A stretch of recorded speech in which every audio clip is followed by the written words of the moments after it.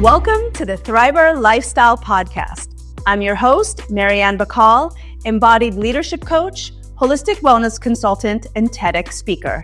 I'm on a mission to empower individuals and organizations to thrive from the inside out.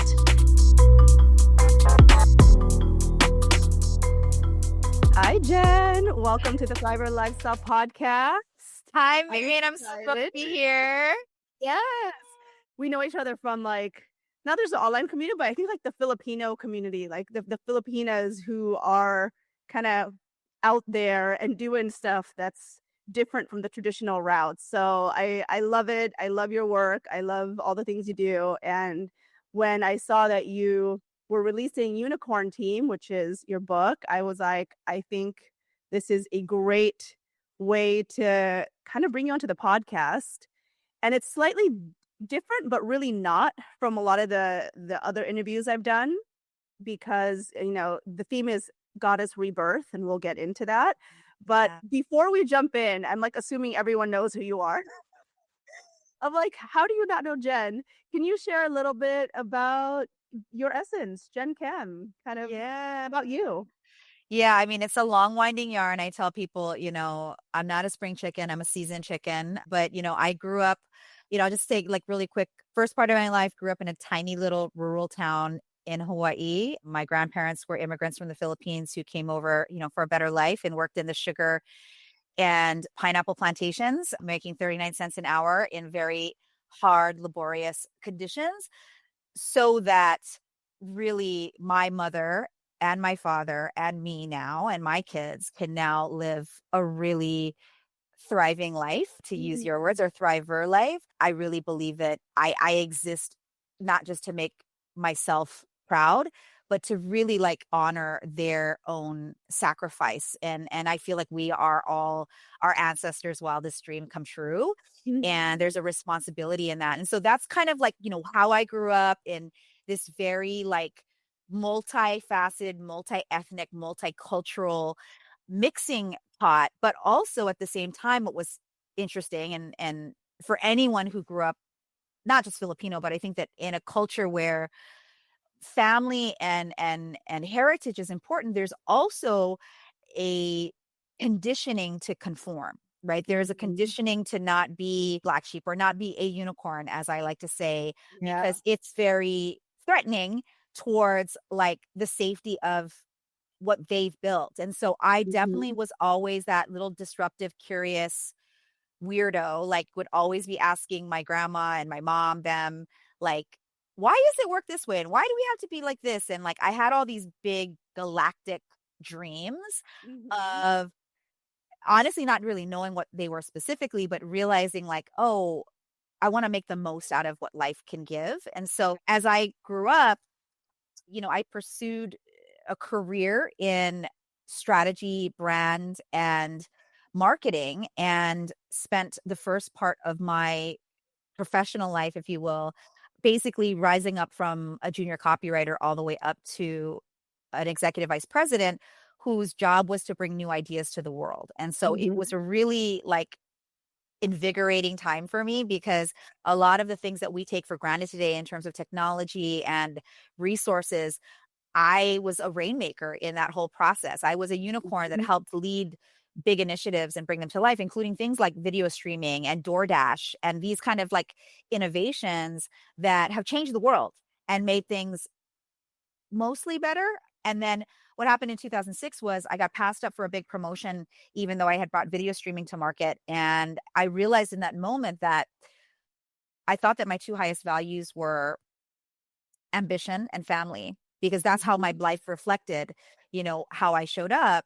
And then what I really realized was no, actually, what I really crave and desire is autonomy and the ability to control my own future and create a life that I could be proud of, that I could then, change the generational or shift it. Because I always felt like my family wanted the best for me, but they definitely were scared to make me shine. And I wanted my kids and whoever else were my descendants to see it a little differently. And so in Mhm. 2006, I became an entrepreneur and started first in the retail and real estate sector, built an 8-figure business there, and then had to get out of it because of the recession in 2008, and then started my firm, which is Master Brand Media.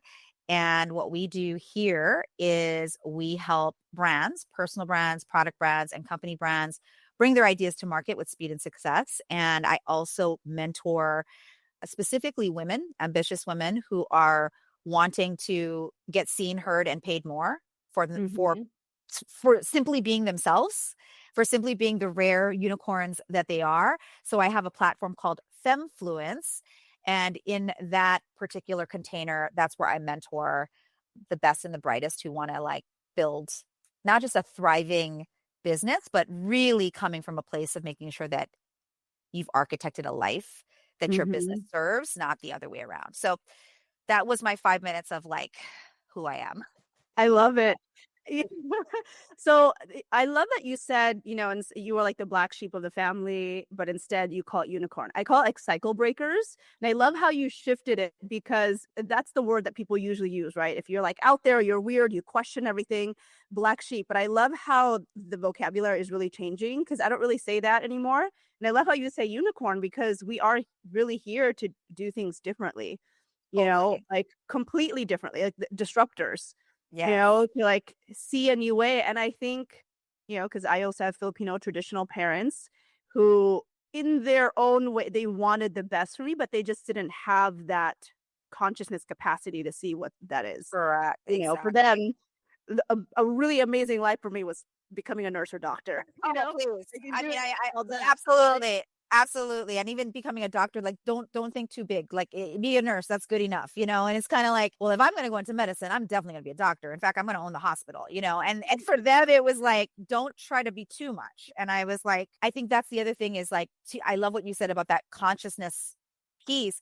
That happens a lot with colonized cultures, Yeah. right? Because it's Yeah. very confusing to be Filipino. Like on one hand, we're supposed to be Roman Catholic, and on the other, we're witches. Like because I grew up in a house where like my grandma was a straight up witch. And the thing Hmm. is, she couldn't say she was because she had to be Catholic. So I went to Yeah. Catholic school and blah, blah, blah. But like, let's face it, like, I mean, oh my gosh, the things that my grandmother taught me, not just superstition, but rituals and like all of those pieces. And the Hmm. confusion comes from the colonization. It really does. It's Yeah. like, oh, we're not going to be good or we're not going to go to heaven if we're this. Hmm. And I'm like, what if you were all of it? Wouldn't that be Yeah. interesting? And I Yeah. I was that kid, Marian, like because I went to Catholic school and I was such a again disruptor unicorn. Same. I would like bring the education to like I would question and I go, well, let's like talk about Jesus and how Jesus did not found the Catholic Church. And I remember we had this priest, Father Fisher, who I actually loved. He was a Jesuit, so he was very educational. And Mhm. he like gave us Animal Farm to read in 7th grade, which is a banned book. I'm actually drinking out of a cup of banned books right now. And Oh, like, wow. I yeah, remember Animal Farm. yeah. And you know, that was a real it's still a controversial book, but Father Fisher, a Catholic priest, a white man, gave us Mhm. that book to read.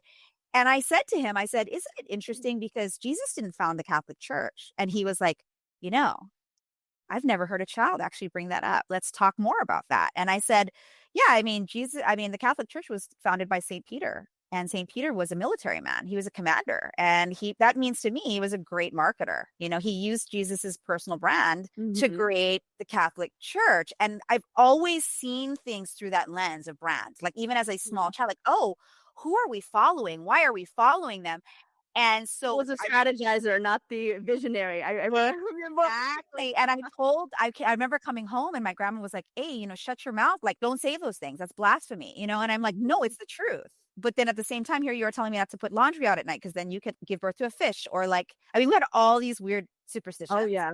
Oh, yeah. and I was like, "I'm confused, like, why do you believe in that if you're telling me I can't?" You know, and I always was this like, I believe in the spirit, I believe in the science, I believe in the data too. All of it matters, all of it comes together, and I really feel like to thrive, this thing about being a unicorn, A unicorn to me is just somebody who is totally rooted in their truth and rooted in their rarity. Like, Mhm. we are all rare, and I say, like, rare stands for really awkward, really excellent. Okay, like, so we are we wanna share our rare, but we've been socialized and conditioned that when you share your rare, or however you wanna say it, like, fly your freak flag, whatever it is, Mhm. that's bad. And I'm like, actually, isn't it interesting? Because the people who share their rare the most are the ones that we call courageous.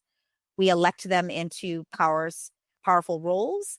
We make them the leaders. And yet so many are not owning their inner Mhm. unicorn. And that's why for me, it's really important for us just to own and be rooted in our truth. Yeah. I think people are scared to show their weirdness until they reach that certain level of success, and then people believe them. They're like, "Oh, yeah, they were so Right. different and out of the box." But for most of their life, they were ostracized or, shunned by family and all of this stuff. I'm still I remember having a mini intervention by my family when I posted online about, like, being a witch basically and, like, Oh, the ancestors, and it's funny being, like, because my grandmother, I still speak the dialect and everything, and so I went to the Philippines, I would hear all these stories, but my grandmother was also clairvoyant, like, I'm clairvoyant, and they totally. were like, "Oh, you know that thing that Lola did? Ha silly her." And I'm like, "What?" Oh, And that is our yeah, that's our culture. I tell it's people just all the time, so Filipinos, you don't wanna mess with us. I'll tell you what, if the world came to an end, they would repopulate the earth with Filipinos because number 1, we're very fertile, and number 2, like, we are magic. And I think Mhm, that that's even as a culture and as a part of that culture, I feel like our culture has been socialized to be we're entertainers, we're mhm, caregivers, but disruptors? No, we're not allowed to be that. You know what I mean? Like, we're in the gaze and instead of being in the lead. And I go, you mhm, can be both. You can actually be both. And so mhm, I feel you, girl, because even for me, it was like, even if you can see things, Jenny, because I was definitely like, I knew early on I could see the future a little bit. My mhm, grandmother was like this. My mom, it felt like it passed her because my mom was so like linear, and it skipped a generation, like if you will. And it was always very confusing me as a young girl. It still confuses me, like even still being Anita's daughter. I like to say like Jenna Rose is my grandmother, Anita's my mom, and then there's me. And I'm like being Anita's daughter, I've always felt she loves me and I know she's proud of me, but at the same time, it's like I feel like I'm her biggest disappointment because I didn't become a doctor or I didn't marry a rich man. And I'm like, Mom, I am a rich man, kind of like the mhm. share quote. Just really fascinating what we grow up into. Yeah, and I think, like, there's really this reclamation because there was that level of at that time, because of colonization, the way the world was, like, it was a life and death type of situation not to be able to share that, right? Like, to share your magic, and my mom is the same way, very, like, doesn't show emotions, she kinda short circuits when everything goes deep, and then for me, I'm, like, the complete opposite, super intense, really deep, talk about all the crazy stuff, but it really has come full circle because what I've learned is that my grandmother was into plant medicine. I remember being young and being the one that rolled out her tobacco, you Yes. know, and she blew smoke on me, but I was the only one. I found out later on that my great-grandfather used to have, still has on the land, like, cacao and, like, used to sell import and grew tobacco, which indigenously is, like, a practice for protection. And so I'm like, "Oh, that's so interesting." When we really, like, go back to our roots, and you talked a lot about science and Spirit. spirituality, the spirit, it's actually one and the same, just different interpretations, and I A feel like million. science is finally catching up to prove what ancient knowledge, ancestral knowledge had all along. I mean, like, quantum theory, all the things are like, "Oh, yeah, quantum entanglement." People are like, "Oh, this was true." I'm like, "Yeah, now we're just proving it," but it's things that we all know innately. And I think when I thought about who I wanted to interview for this podcast because it was goddess rebirth, and most were definitely more like spiritual leaning. I actually had a friend question, like, "Well, Jen talks about like branding." I'm like, "No, it's something deeper than this because there's such a correlation." And one of the posts that you had a while back was about really lifting up, like you didn't want to work with certain people and you wanted to really focus on lifting up women. I think Yes. this is so important in this whole goddess rebirth theme because we feel it internally, but as a collective, I really see it, and especially with women of color, like, we're Yes. really starting to step more into our power. And I'd love to talk about that also with the context of your book and going back into what you were saying, how important it is to really empower women to be their authentic unicorn selves. Yeah, I mean, well, back to, I mean, I think the two words that I keep kind of stumbling upon, especially the past few months, is this idea of conditioning and socialization, right? Mhm, And how, in general, women, this is truth, okay? This is fact. We have been socialized to not just play second fiddle because we need to be soft and feminine. And being ambitious is called masculine energy, which really frustrates me because I'm kind of like, if we want to fix the world, just put women in charge, generally speaking. And we know mhm, things are going to happen because nature, Mother Nature, that's the reason they call it Mother Nature, has a system. mhm, And Mother Nature is not worried about what people think. Mother Nature just mhm, does its job. And that's the thing with women is like if we just naturally tuned in to our gifts, talent, skills, and our natural ability to rally, to gather, to be generative and not taking, but mhm. actually pouring into, we would thrive. And Absolutely. the flip side of that is that because we've been socialized to not be that, a lot of women compete for one spot. They tear each other down. They're secretly hating on each other. By the way, I'm not saying that I've never done that. I realized even in the corporate world when I was there, that I never thought I was taking down another woman, let's say. But I do realize that I did have some kind of subconscious belief that if I didn't get that spot in the executive suite and I was competing against another woman for it, I was going to win. Instead of going like, who actually is the best person for that spot? Then the third aspect of this that I'm really like obsessed with is that women in general, if we just were an answer, meaning if people knew that what you did was an answer for someone, was an option, then we would fix a lot of things because right now it's like the best marketer wins. And I know because I'm a good marketer. This is what I do for a living. And I can Mhm, say that like I know how frustrating it is for people who aren't good marketers or don't want to market themselves because that relationship with marketing and being yourself feels out of whack. mhm, And I'm like, no, actually, we need more women to be seen, heard, paid on stages, on mhm, platforms, and coming from that place that is rooted in truth. And to me, that is a spiritual act of love and contribution. mhm, And if we don't own that it's our job, like part of our purpose is to be contributors to like that, and that frankly, the game is marketing in order to do it, then we're missing out on mhm. that contribution. We're always feeling like, oh, we're always the disruptors. I mean, I'm like, how about we disrupt so that we can become the status quo? And what I Mhm. mean by that is not shutting out men. It's not about men are the enemy. It's Yep. about we need to decide that we want to be seen.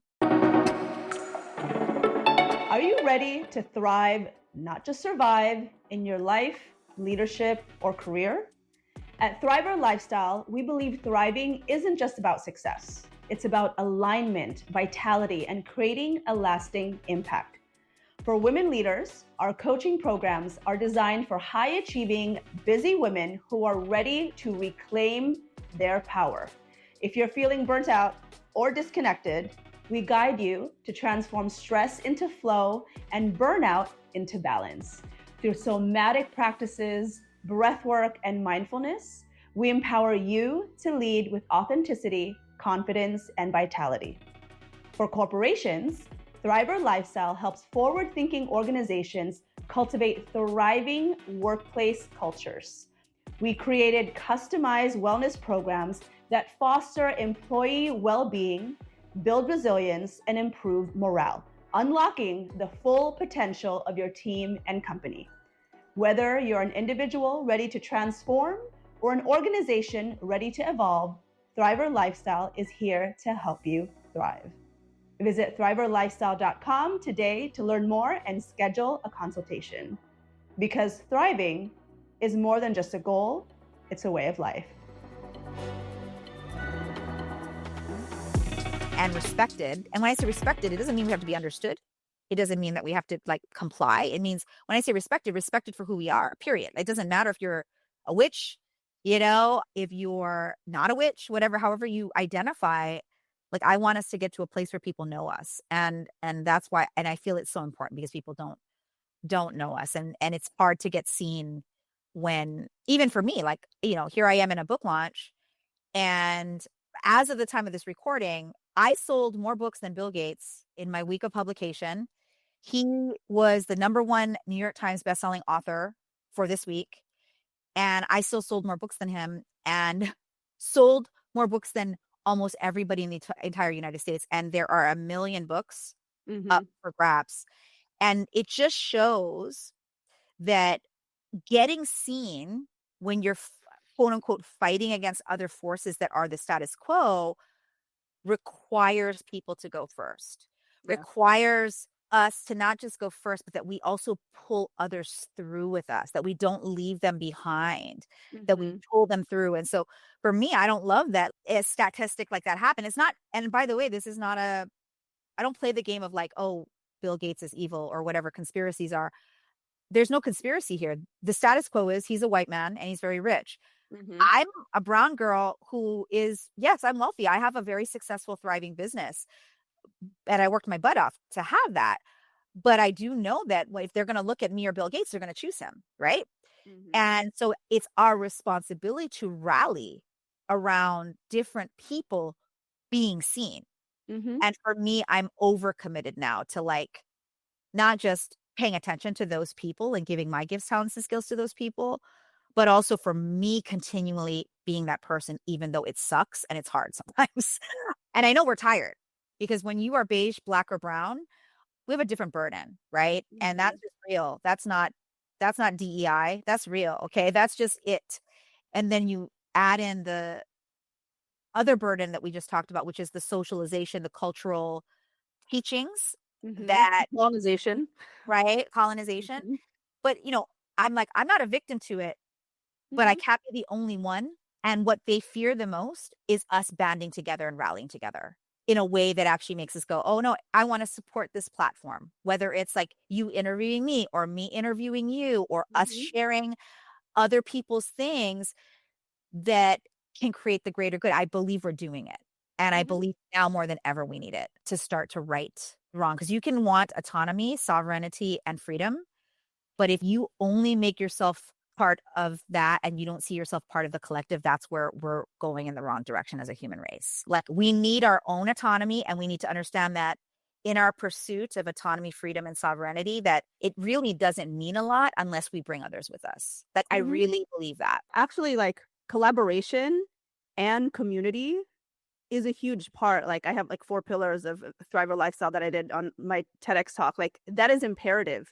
To thrive isn't solitary. You have no one to sing with, dance with. Like at some point, like it's just so much more fun with others, right? Yes. Like, enjoying it. Yeah, you can have all the things, but if you're by yourself, you're like, all right, I guess it's like enjoying a dish of food. And then, because I know you're a foodie, really good. When you're by yourself, you're like, this is good. But when you have someone else, you like play on it. You're like, oh, did you try this? Totally. The experience just enhances, right? And I think with Goddess Rebirth, that is this reclamation, this remembering of this way. And it really is the most, for me, because is the most natural way. Like Mother Nature, it is the most natural way. It is the way cycles move. It's like how we're in tune. If we really embrace this is actually the natural way. And you mentioned earlier about being feminine. I think mainstream has this way of putting feminine energy as just one part, this like light and airy, but really look at the multidimensionally of feminine energy. It's also raw. It's also really powerful. Like think of hurricanes, tornadoes, volcanoes erupting. That's still nature. That's hilarious. Yeah, exactly. Why do they name hurricanes after women? I love what you're saying because I think of Athena. I really embody that warrior feminine energy, and I feel like that's feminine. And so somebody says, oh, you shoot for the stars. And I'm like, yeah, I was born that way. I came out of the chute that way. Anita whether she liked it or not, Anita made me this way. I was like, I came out of the shoot this way.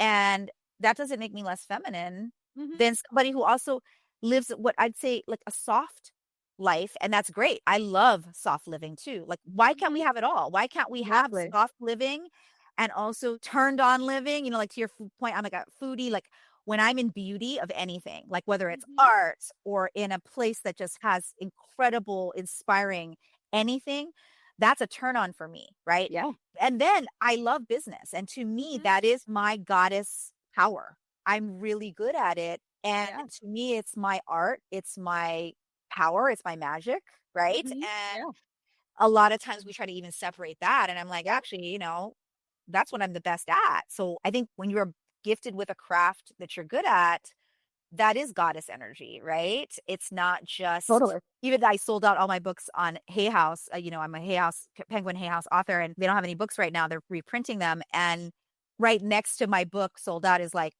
the goddess book at Hay House.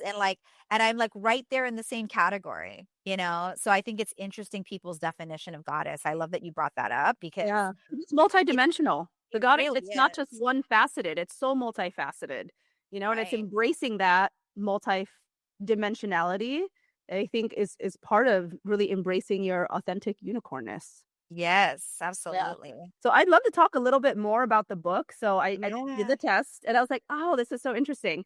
Was it visualizer, mobilizer, an So innovator? visionizing mobilizer. Yeah, great. So you're a VM and you're the innovator. Is that what it Yeah. is? Yeah. Yeah. See, makes so much sense to me. I can use that.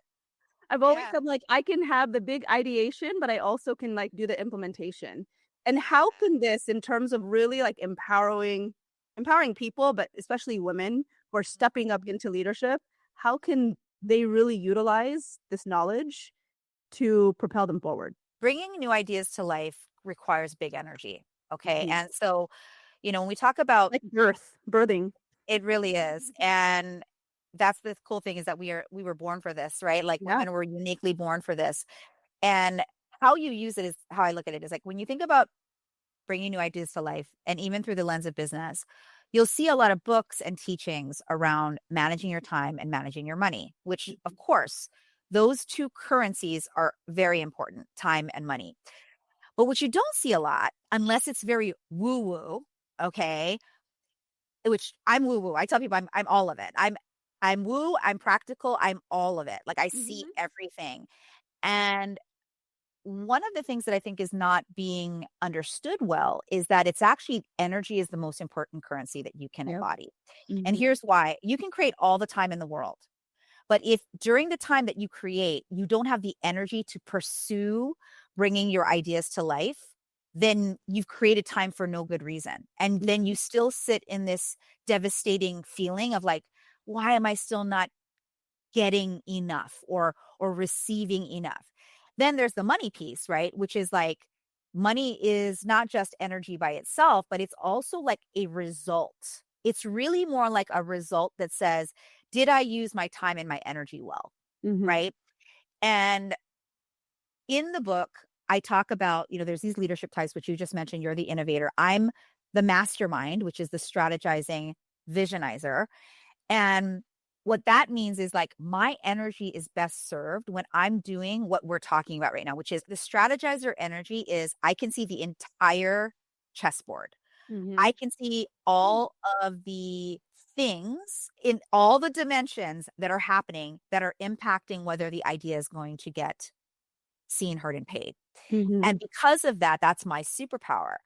And a lot of businesses don't have strategy as a core. They have the vision and the mobilization, but they don't have the strategy. So for me, when I'm on somebody's team, meaning like on their unicorn team, even as their mentor, they're going to end up getting results because now our energies are complementary. Mhm. In the book, what I'm talking about is like, even if you don't want to build a big team, and most people don't, okay, most people don't.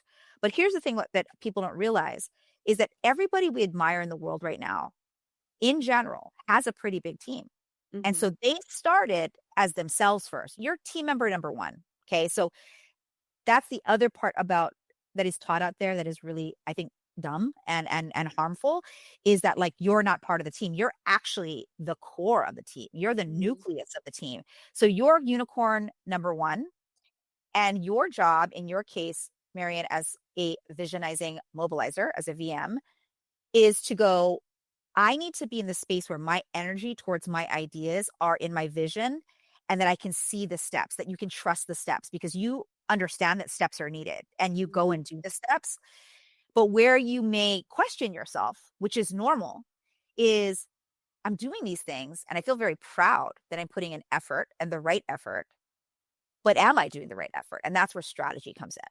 And Mhm. so, like, you want to surround yourself with S's because you're a VM so that you can be complemented to use your special energetic force to create flow. Because I say, like, when you are in your highest leadership energy, which is the unicorn types, Mhm. what happens is like time collapses actually. Time Yeah. actually doesn't you don't notice time because you're so focused on the right things and then you start to see results more quickly. And so what this book helps you understand is more about you and the kind of person and leader that you are. And when I say leader, it doesn't mean leader of a, multi-billion dollar company. It's like Mhm. leader of your home, Yeah. leader of your tiny team, right? Even if you have a tiny team, leader in your friend group, leader in your community that you have cultivated, right? How do you become more of you so Mhm. that the right people rally around you and gather around you? And that's really what this book is about. And I highlight and spotlight a bunch of different ways that people have used their unicorn energy to create really amazing things. And there are people in here like, of course, Apple and Steve Jobs. Like he's the VS, a visionizing strategizer, which is known as the legend. And if you read about his archetype, if you will, his leadership type, you start to understand like, oh, he wasn't like the most fun leader to work for. He was very Mhm. intense. He was known as like being, his standards were extremely high.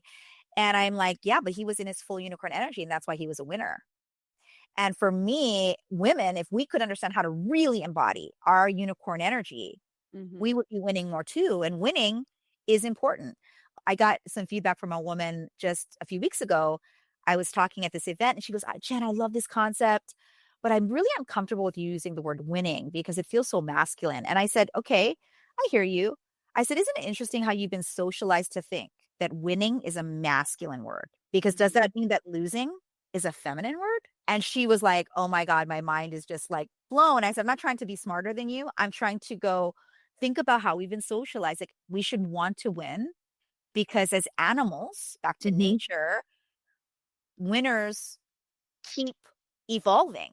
They are Mhm. still here. They haven't gone extinct like the dodo bird, right? Yeah. Because we have to evolve.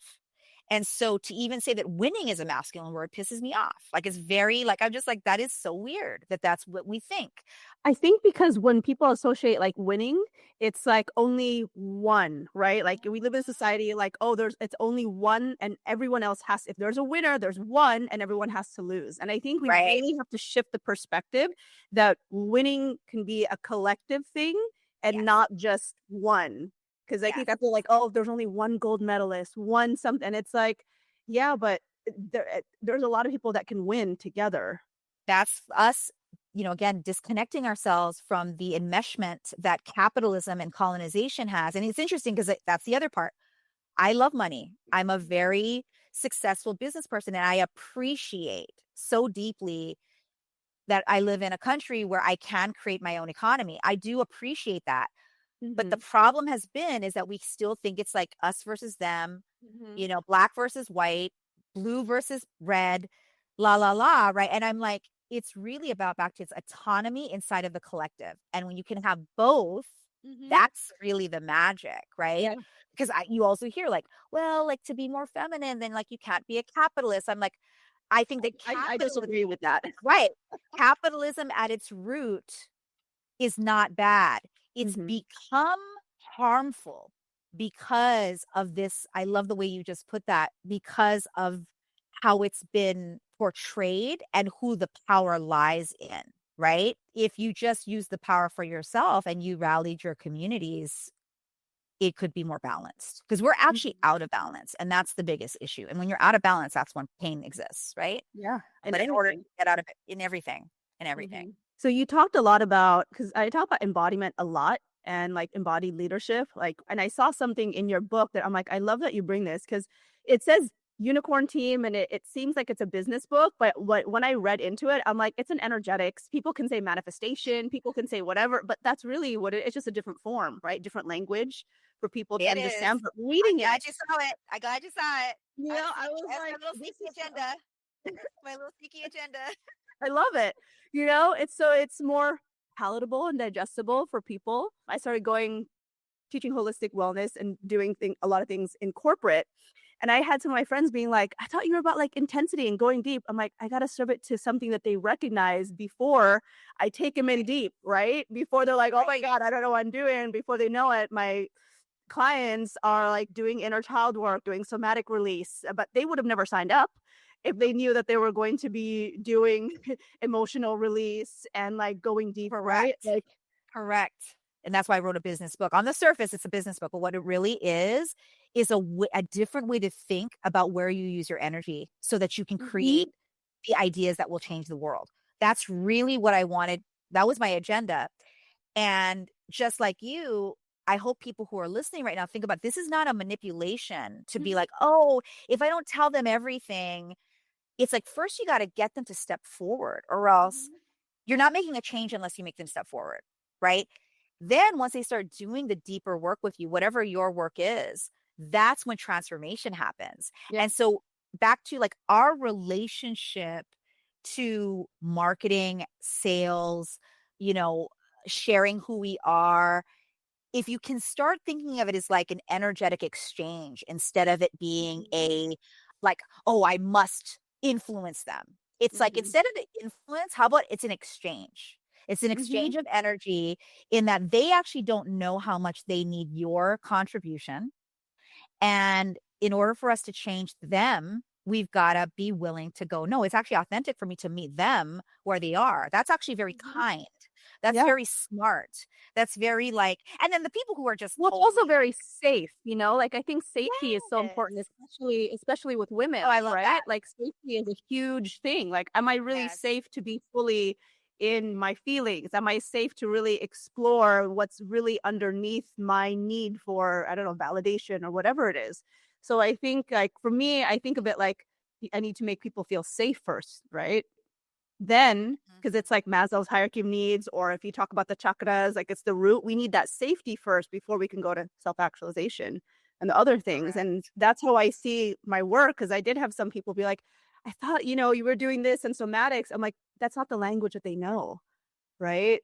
So I'm actually more effective and doing more of what I need to do when I decided to shift more into language that was meeting them where they were at. And I saw that in the Yeah. book. Yeah. So good. So good. I Mhm. love that. I love that you saw that. And I love, but this is why our cross pollination of what we all do. And it's not just because we're two badass Filipinas who are, doing our best to even evolve our own generational opportunity. It's because we're women. And back to like this embracing of multi hyphenate, multifaceted gifts, talent, skills.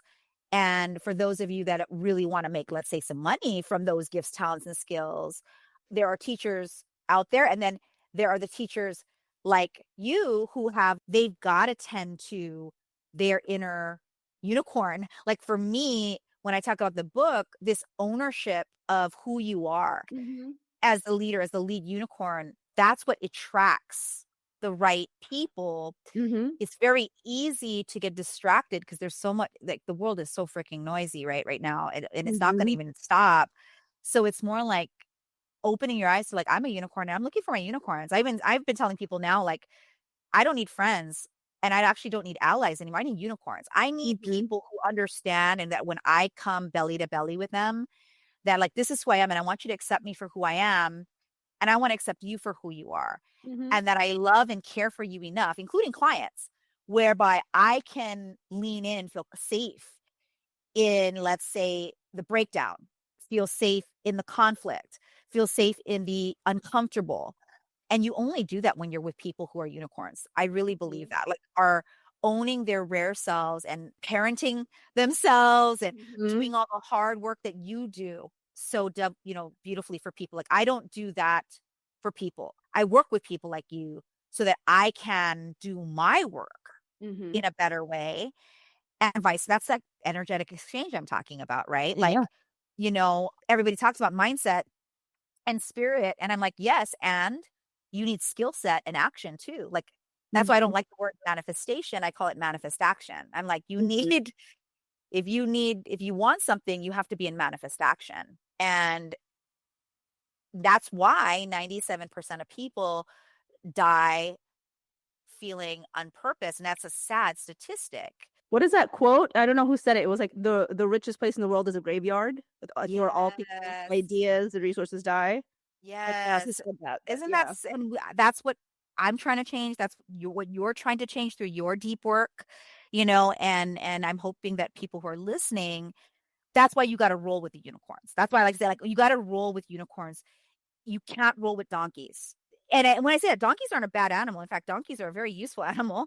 They are Mhm. wonderful animals who are beasts of burden. And that's the issue, is that you've been told you're a donkey, but I think that you're a donkey.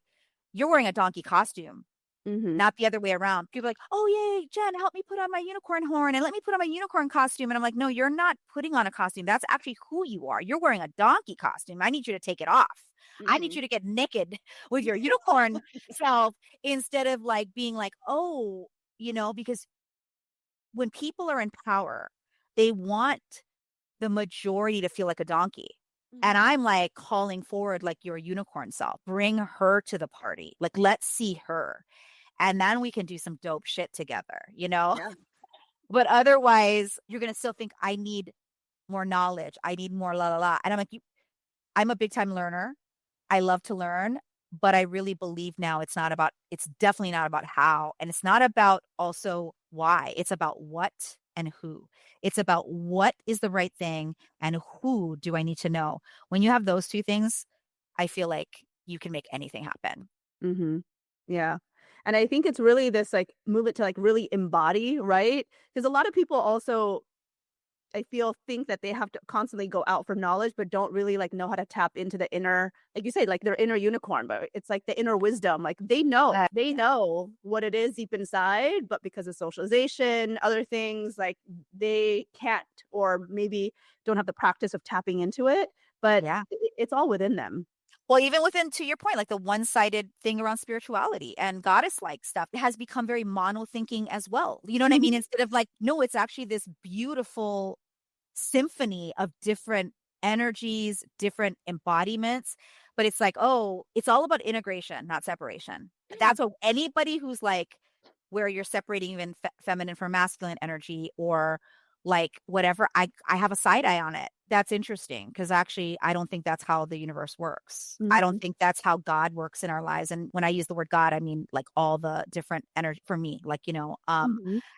and we need to get back there. That's Yeah. my point. Like, because there was a time where we actually were like that. And even the people who were like woo woo and goddessy and hippie like, that people would call us, we were actually still respected in a way, in that way. And now actually I think it's gotten dirty a bit. It's been like, oh, it's become more mainstream, but now it's even becoming more colonized instead of rich and deep I and actually that's cool. so interesting you say that because I've had a few conversations. I've actually mentioned it a lot on social media how a lot of the new age spirituality has been colonized. The practices, indigenous practices, Eastern, whatever it is, because I went through this cycle myself. When I had my spiritual awakening after I OD had a near death experience over a decade ago, I went down the usual route. And what I realized, like I did the whole thing, wearing all white, being super on my high horse, being vegan at one point, and then realize, like, when I really tapped in that I was still trying to remove myself, like, really be disembodied, more kind of in this state of like, I don't need to be here in this world. I can just go meditate, and not do anything. And that's how I'm going to change. And then the deeper I got into this work, really realizing that like, no, we actually have to like be here. Like the real spiritual practice isn't like if you can meditate for 10 hours, it's like how do you show up when you're sitting in traffic or you're in a meeting with someone that says something. how do you regulate your nervous system and be like this more embodied place instead of like kind of being out there. Exactly. Exactly. Yeah. And it takes more teachers to really gather us in circles. Really, like I call them the watering holes. Like we need to go to the unicorns need to gather at the right watering holes where we can be hydrated and not drinking out of a well of poison, right? Mhm. So that we can share these concepts and be in what I call like loving discourse around the things that we are also like having to unlearn, unpack. And that's the rooms I want to be in. Those are the rooms, and the rooms like that where they're currently happening are rooms like places of power, golf Mhm. courses. Then you've got like what I call the intellectual consortiums, right? And to me, there aren't enough places where it's not just about intellect. It's not just about political or power, like gained power.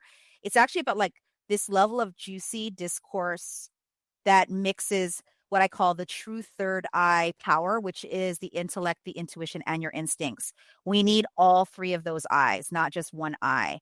Mhm. And for me, in the goddess realm, if you know, the mysticism, the spirituality, one thing I've really gone, this sucks, hear this is like, oh, you know, like intellect doesn't matter. I'm like, no, your brain is genius, smart, and also scary because it gets scared very easily, right? Mhm. It lives in the 3D world. Our brain is like living in the 3D world. And, but to ignore that is not living in this world. You're separating Mhm. yourself from this world.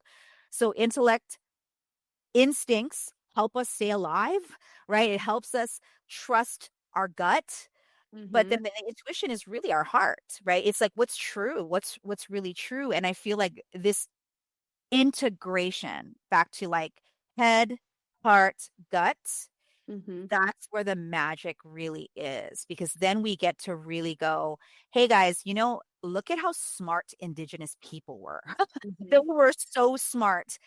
But we'll call that mystical and we'll colonize it that way and be like, ooh, look at their spiritual practice. And yes, it was, but it was also really smart of them to Mhm. like use these plants or use this ritual. I love what you said about your grandma. My grandma, okay, when I was 5, we got into this big accident. It was on the first page of the newspaper. We got into this car accident, and it's a miracle that we're alive because our car got cut into two by a big Mack truck. And my brother was 18 months old. I was 5. They had to get the jaws of life to get him out. My mom was in a coma for 18 months. This was Mhm. in Oklahoma.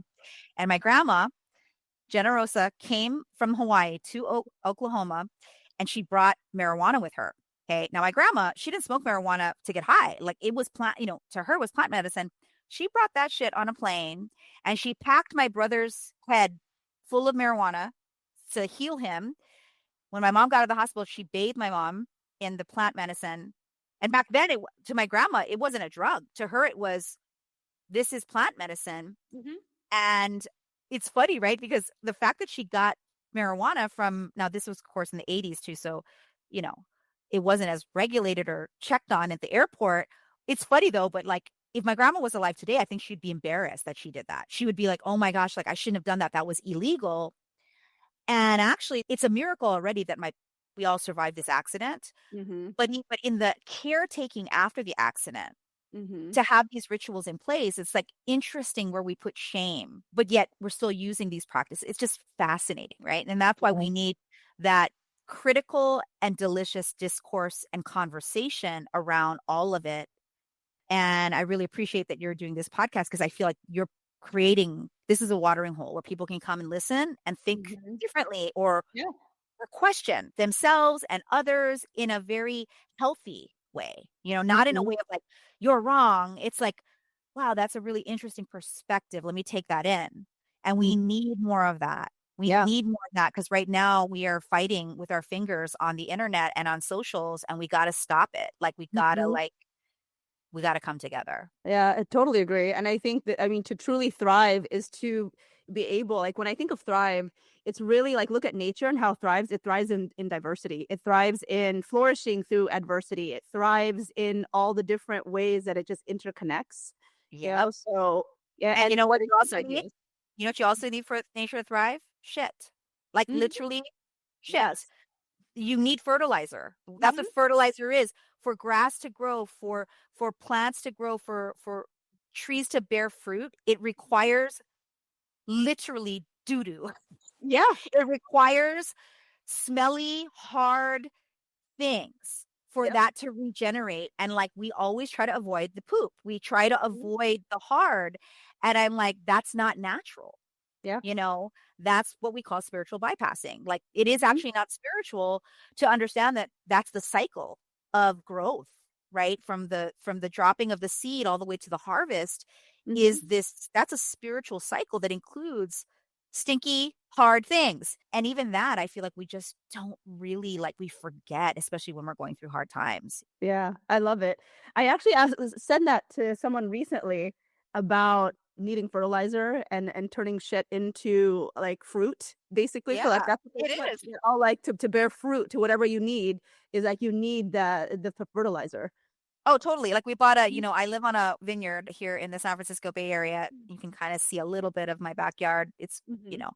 and when I bought the vineyard for me, my husband and I were like, we both grew up in a tiny little town and sugarcane was our front yard and backyard. And we feel like farmers back there, but everybody's like, oh, it's so glamorous. Like, like I'm like, actually growing vines is laborious. Mm-hmm. It requires a lot of science and technology in terms of like not killing the plant. And it's made us go, it's so funny how like the world be like, you're rich because you have this money wise. And I'm like, yeah, I'm grateful that I have a business that allowed me to buy this property. But when we're out there, we're trying to remember like we're here. It's here to remind us like that's actually how the world works. And we have a responsibility as caretakers of this land, to produce fruit. And even in our vineyard, we have two types of wine. We do a rosé and we do a Cabernet, and they're both named after our grandmothers. And my grandmother's name was Generosa, and my husband's grandmother's name is Magdalena. And so like I'm a big Mary Magdalene like girl too. Like I went to, been to France a number of times to pilgrimage with the archetype of Magdalene, and like it's really cool because like I don't think our grandmothers are mistaken with their names of Generosa and Magdalena, like to have this energy. So whenever people are like, oh, you're a business person, I'm like, I am such a freaky witch and I love business and I love all of it. And I think that's, again, we need more of that. We need more of like that strategic understanding that all of it has influence over your ideas coming to life. Yeah. I love the full circle moment of having the wines named after your grandmothers and also the energy that their names hold. And my grandmother's name is Concepcion. And what I want to do on a plot of land that we have in the Philippines is to build like a retreat center and name it after her. Yeah. It's already happened. I see it with you. I geek out on that kind of stuff. Like I don't know what part of the Philippines your family's from. Which part are they from? The Camigan, which is part of Mindanao.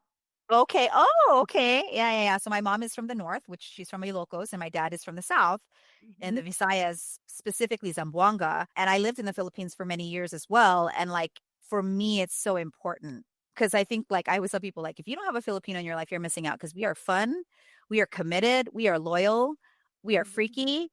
We are big hearted. We are also like, we'll cut a bitch if you mess with us or anyone we love. And I mean it like when I say like, that's why I want to see more of us step forward. And this is not just for us, but I do believe if we could embody that more and not be ashamed of that, we are actually a multifaceted, I think we're like one of the coolest cultures because we are so multifaceted in terms of our skills and talents. So yeah.